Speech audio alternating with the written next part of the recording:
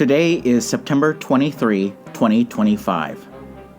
On Michigan Avenue, in front of the Tribune Tower, stands a statue of Nathan Hale. He was young, he was resolute, he was unbowed even in the face of death. And the words most often tied to him, "I only regret that I have but one life to lose for my country," may not have been spoken by him at all. But what matters is that they have been remembered. They have been cherished. They have been passed down as a testimony that freedom requires sacrifice, that liberty requires courage, that the defense of democracy requires ordinary people willing to give more than themselves. And quite frankly, we need that spirit now. We need it in this second Trump administration. We need it when authoritarianism is no longer creeping, it is striding, it is pressing, it is punishing. And if we look around, we see who is being targeted. We see people of color still told to know their place in a nation that has never fully confronted the legacy of its sins. We see immigrants, both documented and undocumented, vilified as criminals for the simple act of seeking a better life.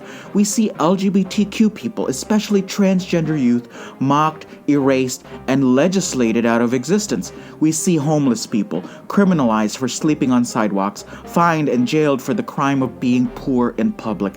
We see college professors smeared and silenced, told that teaching truth is indoctrination, that asking hard questions is an act of treason. This is the landscape authoritarianism cultivates.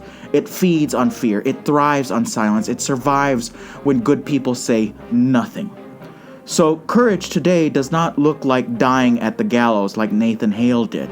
Courage looks like living boldly in the face of cruelty. Courage looks like standing with those who are targeted.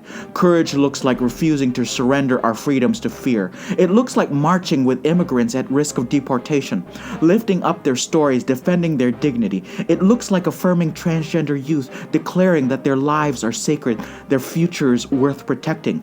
It looks like resisting laws that punish homelessness, insisting instead that housing is a human right. It looks like defending professors, artists, writers, those who imagine a freer and more just future. Authoritarianism thrives when we convince ourselves that it cannot happen here, but the Constitution is only as strong as the people who will defend it. Paper promises to do not stand by themselves. People must stand for them. That's why the statue of Nathan Hale is not simply a piece of bronze on Michigan Avenue. It is a mirror. And the mirror asks us, will you give what you can, while you can, for a country worth saving? Will you spend your one life on the side of freedom and justice? Nathan Hale may or may not have said those famous words, but they live because they are true. Our regret should never be that we have only one life to give for our country. Our regret should only be if we fail to give it. And here in Chicago, I feel that call deeply because this is my city. This is where I came of age, walking the streets as a freshman at Loyola, learning how fragile freedom really is in a world on fire after September 11. This is where I found a home in Edgewater, where our church opens its doors to immigrants, to the hungry, to the homeless, because we know what it means to love our neighbor when the government would rather turn its back. This is where I've marched with neighbors down Sheridan Road in Halstead, where I've prayed with families at Care for Real, where I've watched children line up for food on Saturday mornings outside the church, clutching their parents' hands. But my urgency is not born in Chicago alone. It is also born in my family's story. I am Filipino. I carry the memory of a people who lived through dictatorship under Ferdinand Marcos.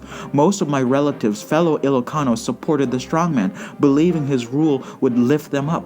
A smaller few resisted, fled, or suffered in silence. That history is personal to me. I know what it looks like when a nation cheers its undoing.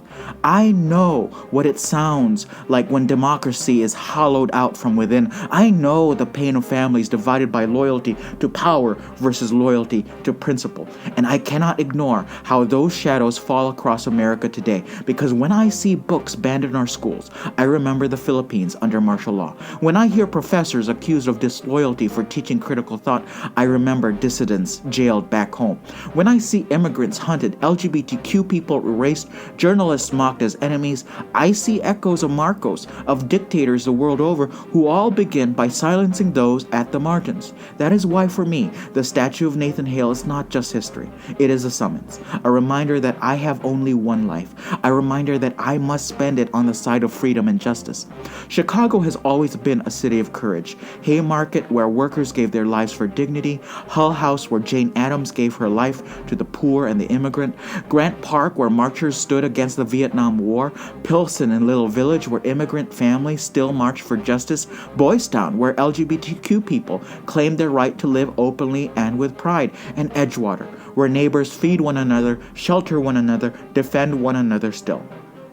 Chicago has always been a city of voices that refuse silence. Chicago has always been a city of people who spend their one life on the side of freedom and justice. And so when I pass that statue of Nathan Hale on Michigan Avenue, I hear its silent question, and I know my answer. I will give what I can, while I can, for a country worth saving. I will spend my one life on the side of freedom and justice.